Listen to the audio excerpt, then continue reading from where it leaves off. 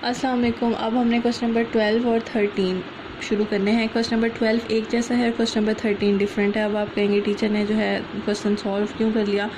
मैं वीडियो बना रही थी, बीच में वीडियो जो है ब्रेक हो गई थी, तो इसलिए मुझे दोबारा रिकॉर्ड करनी पड़ी।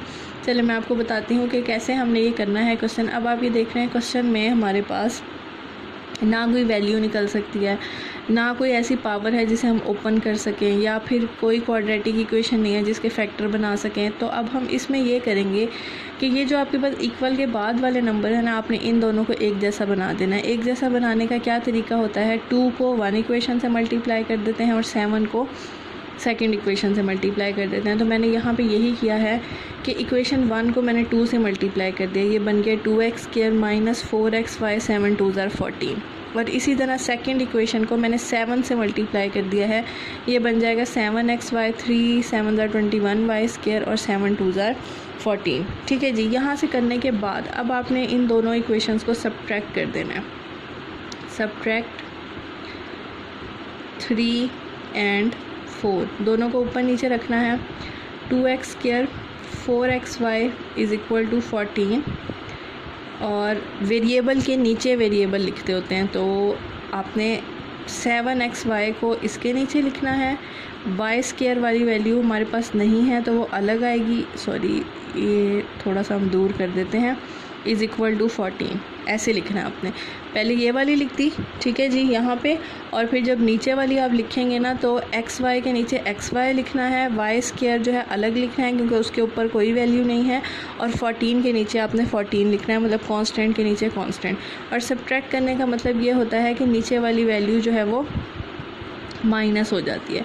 अच्छा, अब माइनस सब्ट्रैक्ट ही क्यों किया, हम ऐड भी तो कर सकते थे। ऐड इसलिए नहीं कर सकते थे क्योंकि मुझे ना इस 14 और 14 को काटना है, दोनों के साथ प्लस और प्लस का साइन है, तो जब तक मैं सब्ट्रैक्ट नहीं करूँगी नीचे वाले का साइन चेंज नहीं होगा और आपस में कटेगा नहीं, इसलिए इसकी रीज़न ये है कि हमने इसे सब्ट्रैक्ट किया।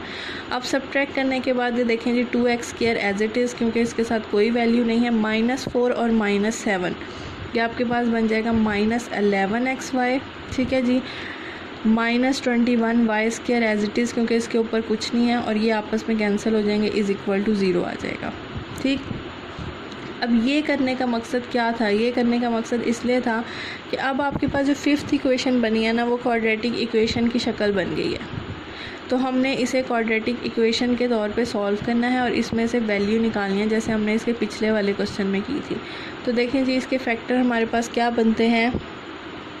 इसके फैक्टर हमारे पास बनेंगे जी 21 2 ज़ार क्या होता है, 2 1 ज़ार 2 42 चाहिए हमें।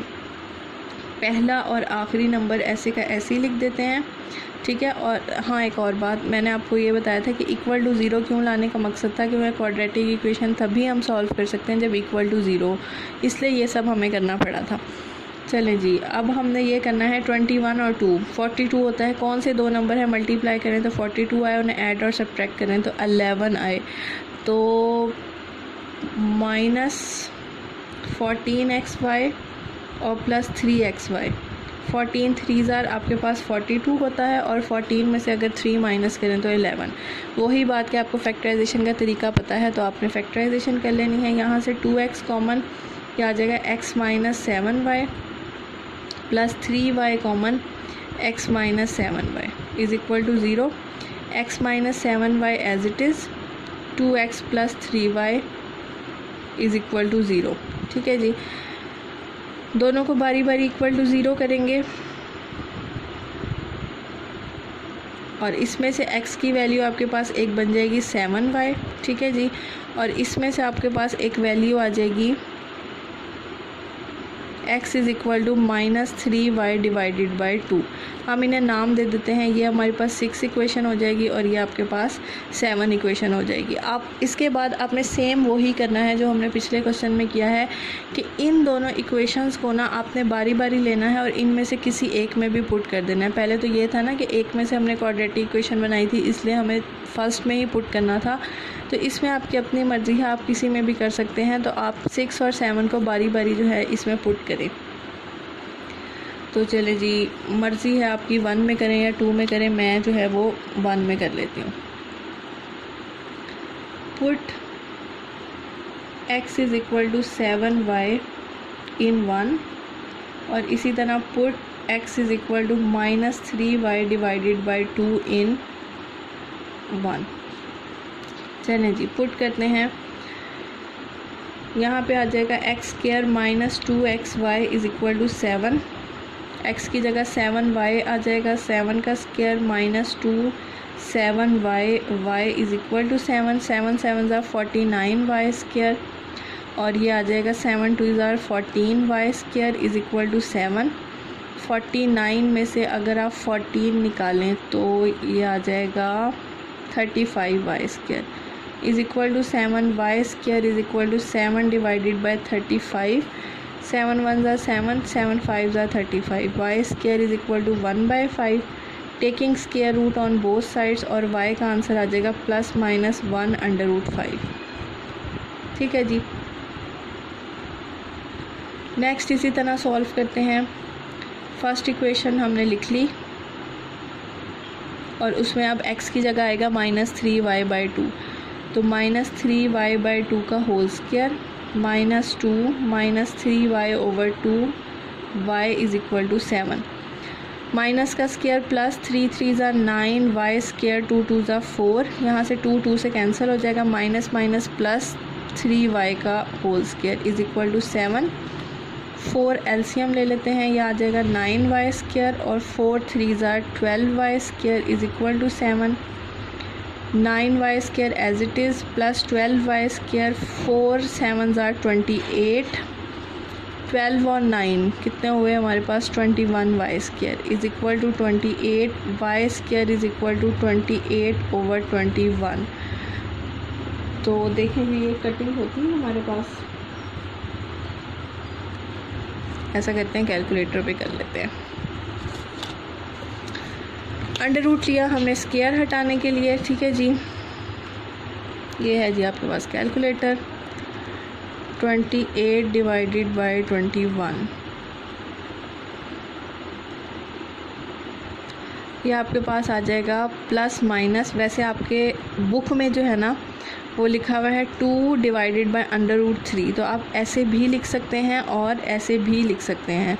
इसकी रीज़न मैंने शायद आपको पहले भी बताई थी कि आप 3 को √3 और √3 करके लिख सकते हैं, क्योंकि √3 का स्क्वायर जो है वो स्क्वायर अंडर को काट देगा, खाली 3 बच जाएगा।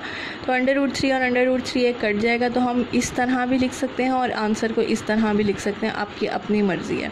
ठीक है जी, अब आपके पास आ गए हैं y के 2 आंसर। अब आपने वही चीज़ करनी है, इन दोनों वैल्यूज़ को आपने इस 6 में पुट कर देना है और इन दोनों वैल्यूज़ को आपने इस 7 में पुट कर देना है और x की वैल्यू निकाल लेनी है।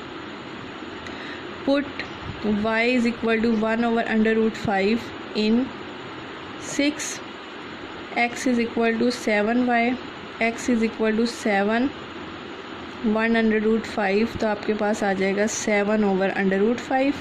ठीक है जी, एक ये वैल्यू आ गई। As it is put y is equal to -1/5 in 6, तो आपके पास आ जाएगा 7 -1/5, x की वैल्यू आ जाएगी -7/5। ठीक है जी, ये 2 x के आंसर्स आ गए। अब सेम एज इट इज़ आपने इस वैल्यू को इसमें पुट करना है। Put y is equal to 2/3 in 7, x is equal to -3y/2,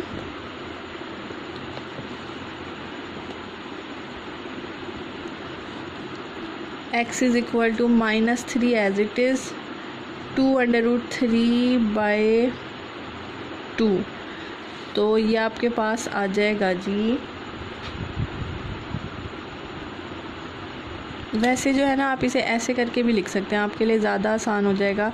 -3/2 और y की वैल्यू इस तरह लिख दें 2√3, फिर ये आपको ऊपर शिफ्ट नहीं करना पड़ेगा, 2 2 से कैंसिल हो जाएगा और ये आपके पास आ जाएगा -3/√3। और मैंने आपको ये बात पहले भी बताई है अभी यहाँ पर कि आप इसे इस तरह भी लिख सकते हैं -√3। यहाँ पे इस तरह छोड़ दें या इस तरह कर लें, आपकी अपनी मर्ज़ी है। अब सेम एज इट इज़ आपने ये वाली माइनस की वैल्यू इसमें आप पुट करेंगे तो आपके पास +√3 आ जाएगा। सॉल्व करने की वैसे ज़रूरत तो नहीं है, या फिर कर ही देती हूँ, ये ना आप बाद में भूल जाएं करना।